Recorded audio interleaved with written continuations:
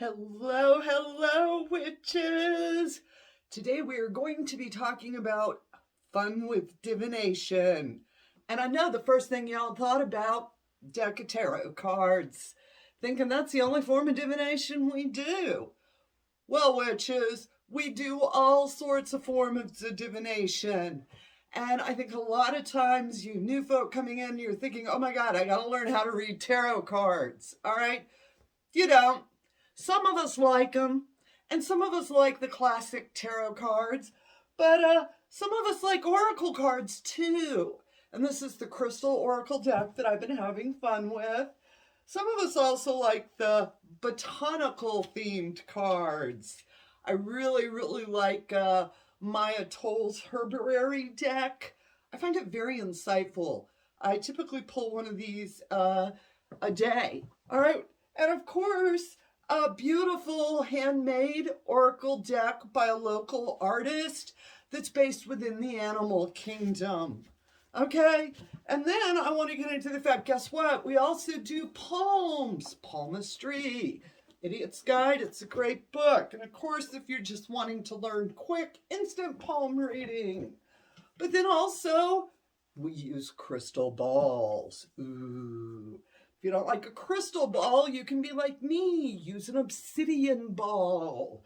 All right, and then we like to do scrying, dark surfaces, reflective, water. We love that. Now let's get into runes, stones. Guess what? We like these too.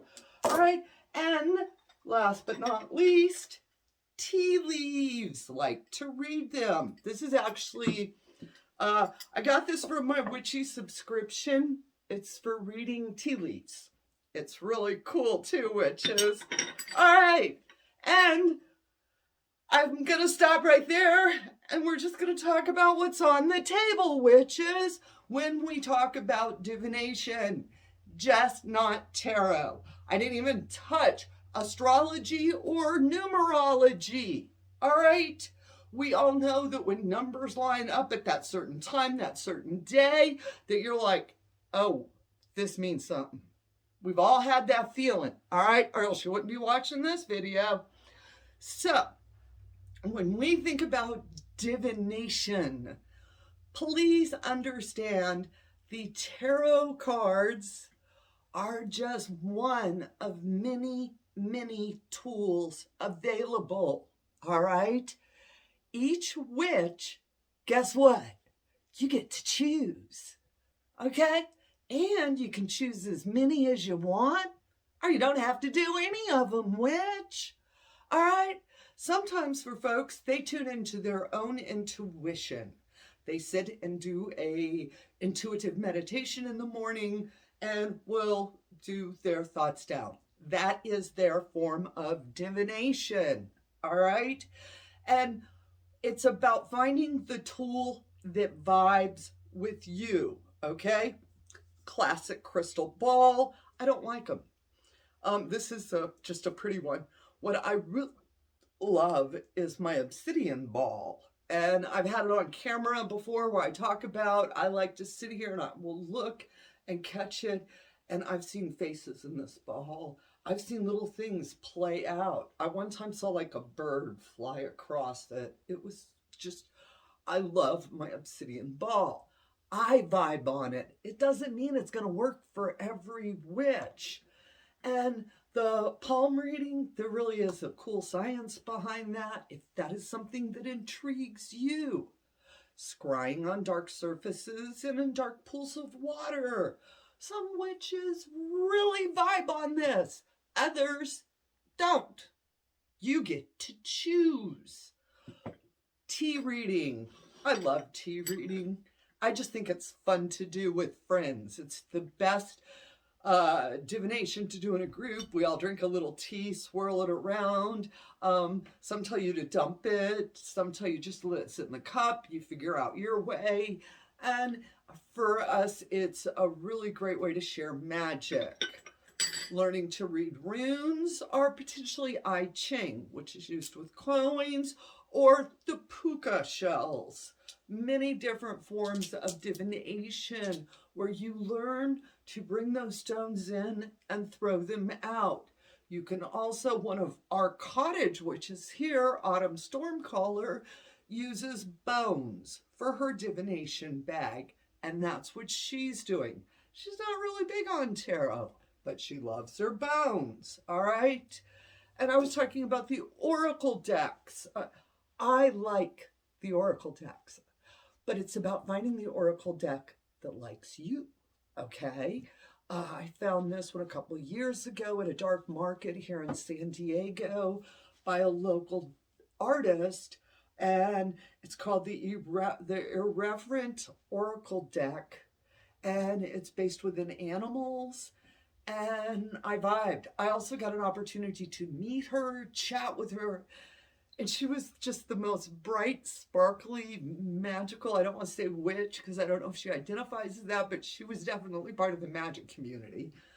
And her deck really talked to me. And for the past couple of years, I will keep this out and shuffle it, and I pull a card. That's how I like to use it.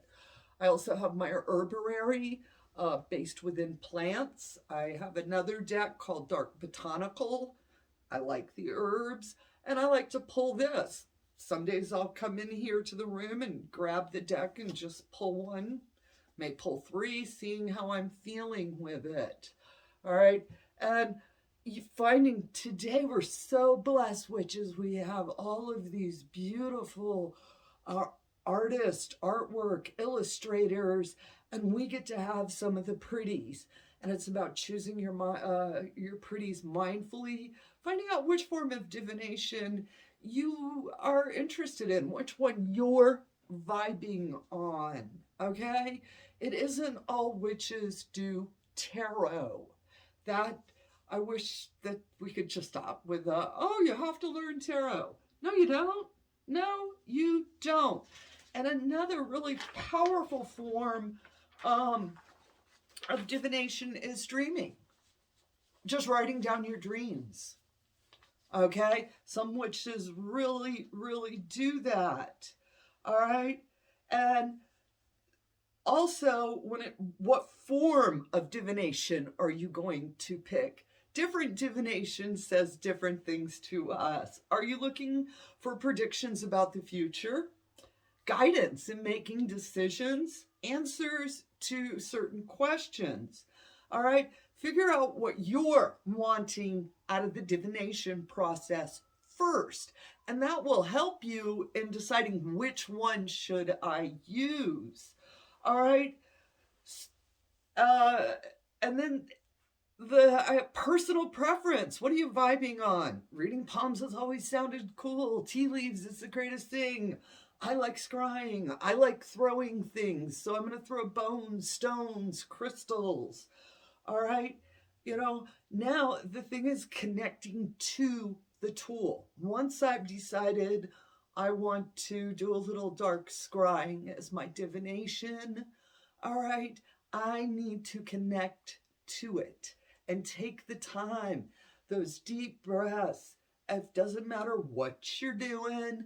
All right, take those deep breaths, really push everything out except for what you are looking for. What is your goal? What are you trying to achieve? You know, and sometimes I'll be like, show me things that I need to see is what I will ask this one. All right. Whereas my herb cards I pull with how's the day gonna go? What's going to influence me? Tea readings I like for those big picture. It always tells bigger pictures. It's not, it always, to me, for me personally, it speaks in very large pictures. I don't get small details out of my teacup. How I know all of this is because I've tried it all. I've spent a season with some of the different things on it and really writing it down, learning it, using it. The only way you're going to get good at any of these forms of divination, which is if you practice, all right? This is where you need to have it out. You can use it, have a journal where you can write your notes, because you are going to forget. All right? Now, divination is a very, very powerful tool that can give you insights into the other sides of our reality, the things we can't quite see or perceive. All right? So it's whatever you're needing is the first part. What are you vibing on is the second part. The third part is making sure you connect to it so that you can interpret it, so you can see the signs, the signals, so you get the story, so you get mental imagery, so that you are connecting to that tool of divination. All right, y'all know, I always got notes. I sat here thinking about it, because I was like, everybody thinks our go-to is tarot. All witches walk around with tarot cards. No, we don't. Very few of us actually do. And another form of divination that is very popular within hoodoo, within conjuring folk, is bibliomancy. That's where we take our Bibles and we do what I was taught. It's called Bible dipping. We Bible dip on the Psalms. There she goes. Okay, there we go. And I simply turn a couple of pages, look away, and then I put my finger down, and then I read that.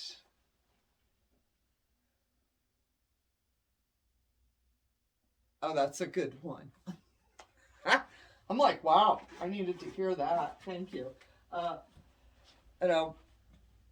Some folks like to only use the Old Testament. Some folks use the whole Bible. Some folks only use the Psalms and the Proverbs. Again, which you get to make the rules.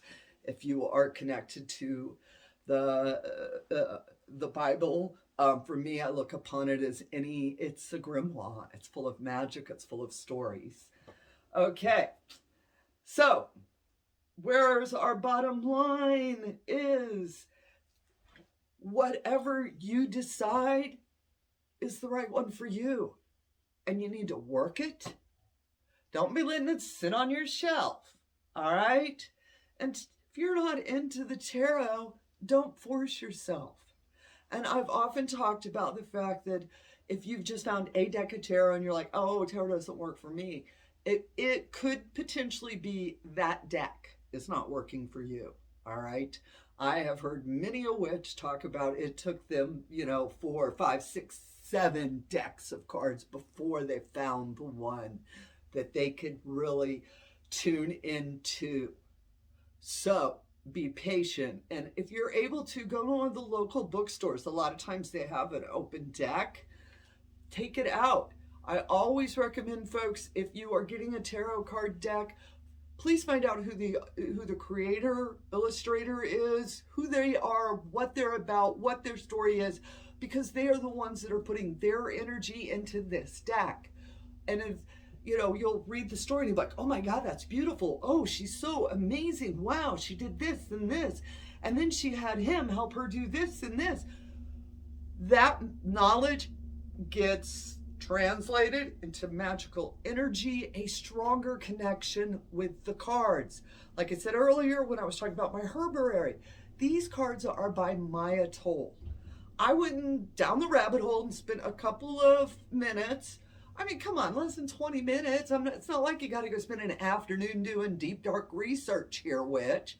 I Googled her, all right, and read about her journey, her story. Why did she create these cards? And the more I've read, the more I felt connected and the more amazing it was to me. And so now when I pick up those cards, I know Maya's story. And that makes those cards more powerful for me. And like I was talking with this other, my irreverent oracle deck, I had the opportunity to sit and chat with the creator for a while. And she had the brightest, sparkly energy. And she's talking about, what motivated her on some of the different cards, how she developed it. And you're like getting goosebumps just sitting there listening to her.